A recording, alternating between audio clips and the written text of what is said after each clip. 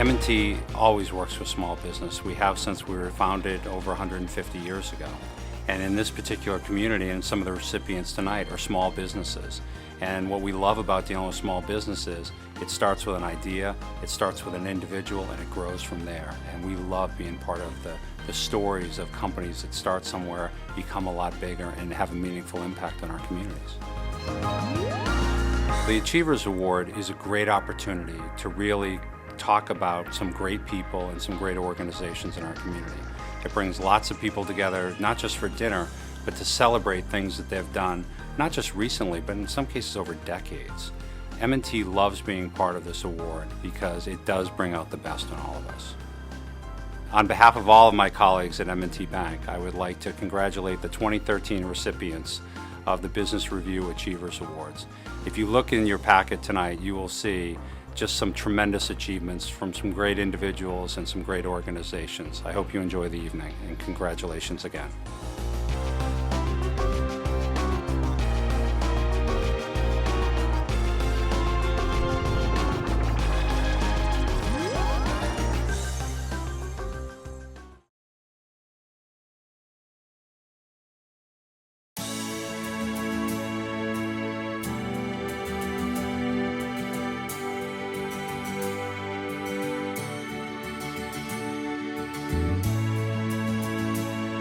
The United Way here it'll be 90 years old next year in Albany and Schenectady, both founded in 1924. And then other United Ways were created in Saratoga Springs and Troy and Hudson Mohawk. And over the last 20 or so years, we've merged all of them into one. It's one of those organizations where you'll also find companies that compete in their outside lives, but work together here. So, I have almost every healthcare company is on our board, all the major banks, Price Chopper, Hannaford. It's one of the few places where you have people really working together for the common good. We fund about 96 programs in 53 different organizations throughout the region. Unity House, the Boys and Girls Club, Meals on Wheels, Schenectady Inner City Mission, Homeless and Travelers Aid, the Damien Center. Those are all organizations that depend on us. And we're changing the way we do business. We're trying to be a little more strategic about some of the funding so that we're aiming at things that we know will make a difference. If I've been good at anything in my life, it's been hiring the right people, smart people, and getting out of their way. We have a good plan, got the right people, got the right board, we have the right community business leaders championing our cause. I can't see anywhere to go but up.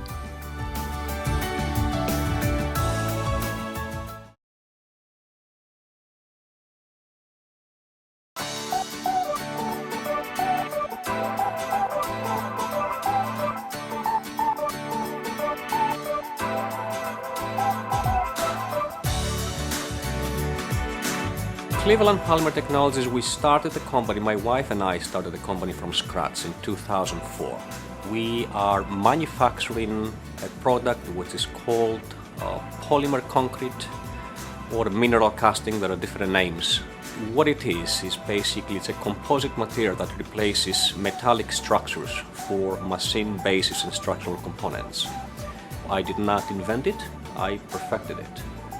Number one benefit is vibration dampening, meaning that you're going to build your machine on a solid rock pretty much. Very thermally stable, corrosion resistance, excellent flexibility as far as design. It is made to precision. Pretty much within a week we can make and ship the part to the customer. The assets or the capital region itself, one of the most important assets to me is location. We export most of our products. So for us, having access to ports, for example, that New York City is not far away, even Maine is not far away, Boston is 3 hours away. We use all these 3 ports to transport the parts.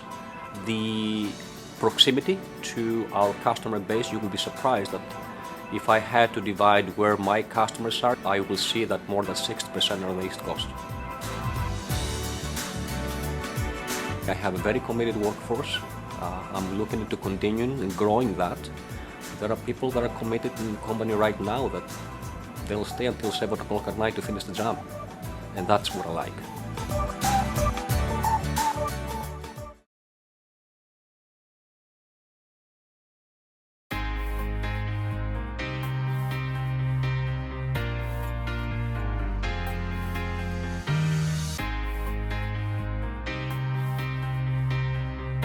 Regeneron is a biopharmaceutical company. We discover and develop medicines for unmet needs. This operation here in Rensselaer is the product and supply arm of the company. So any of the ideas that are generated in Terrytown, they're turned into initial processes which transfer up to Rensselaer, and then we take that process and run with it to make material for clinical trial. Assuming the drug is approved, we then make the drug for commercial markets. There are three basic tenets we operate off of: trust, teamwork, and transparency. And we've worked very hard to instill that in the organization. It's in our hiring model, it's in our performance review model. You have to remember that we make pharmaceuticals for pretty serious illnesses. So we're very in tune with the patients. We have patients come and speak to us.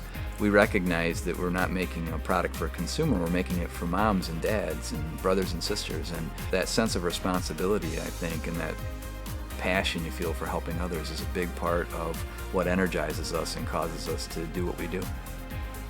In the first 25 years, there was a lot of trial and error, a lot of trying to get the pipeline right, get the strategy right. And the last few years have just been this dramatic growth curve that's just taken off. So I think that the next 25 years will be more of that growth curve. The pipeline we have, I believe, is second to none. I think our scientists are the best in the industry. I think our talent and our innovation is the best in the industry. I have every reason to believe that the curve we're on right now will just continue.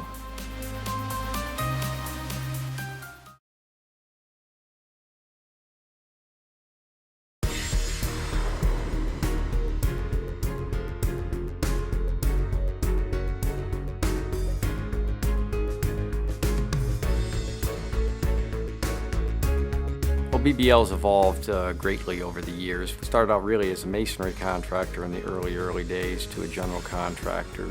Did a lot of public work. We moved on to liking the design build work a lot better. We have specific markets that we really pursue. The medical field, for one, is our major market. About a third of our business would be in the medical, so it's a substantial amount. It's very important that we have over 60 people who've been here over 20 years, which I think is very difficult for most anyone else to be able to say. We do really want to provide opportunities for all of the associates as they grow, and they want leadership roles in the business.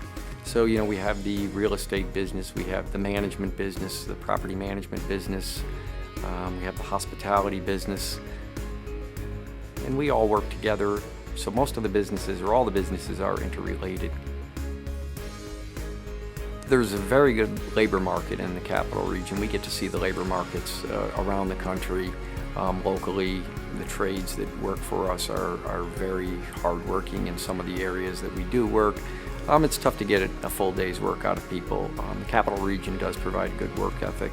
The people that come into our trades have a good work ethic, and it really helps out, and it helps be competitive. Otherwise, it would be very tough to be competitive in your pricing structure if you didn't have a good workforce, and I believe we have a very good workforce in this area.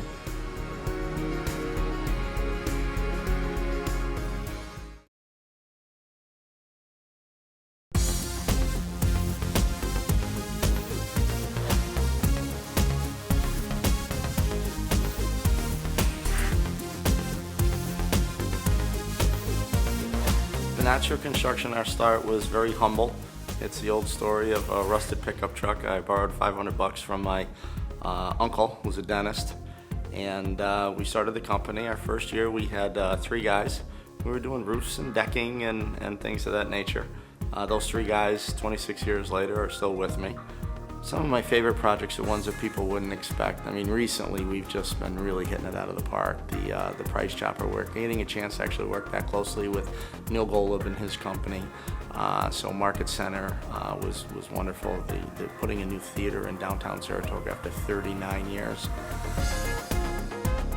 Sometimes it's that smaller project that salvaging an older building, keeping some historic details on a property that you didn't think you were going to be able to keep.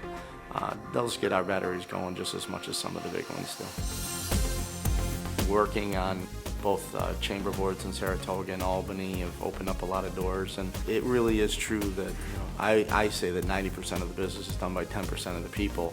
And having been around as long as we have and working with some of those great minds, it's a kick to be able to pick up the phone and call those people, and they answer on the first ring, and you're able to spitball some ideas around the Bill Dakes of the world, the Charles Waits, the Dave Bucos, all the wonderful presidents of all the lending institutions. They're always willing to help move the Capital District along with the chamber presidents. So no idea is really shunned in the Capital District. Everyone's really trying to think outside of the box on a regular basis.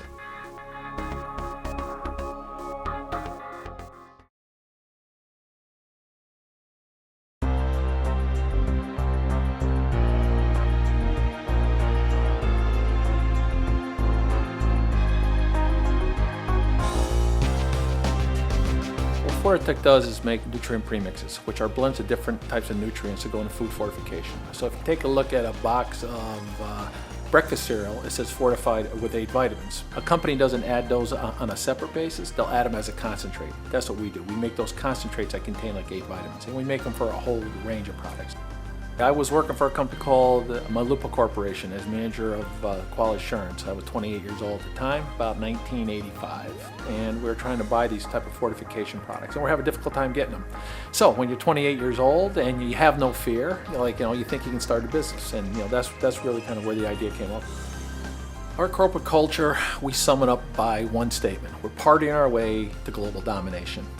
That's a line that Brian Wilcox, our Chief Operating Officer, kind of coined. I stole, and we use it throughout the company. And really, that's the approach that we took. I mean, we were the leader in basically what we do worldwide. Okay, and granted, we're fortifying products, and some of these products are very important, for people's health. But the bottom line is, I'll tell you, we have a good time doing it. People used to ask me, okay, why is FortiTech successful? And they're always looking for the one thing. Oh, it has to be a patent. Okay, we don't have any patents. Oh, it's got to be your plants. It must be unique type manufacturing. A little bit, but not enough to make a difference. Oh, it's got to be the products that you make. No, that's part of it. It's got to be your customer service. That's part of it. It's all those parts. It's all the pieces that come together. It's really a model. That's what makes it successful. But it's got to be driven by the people and by the culture.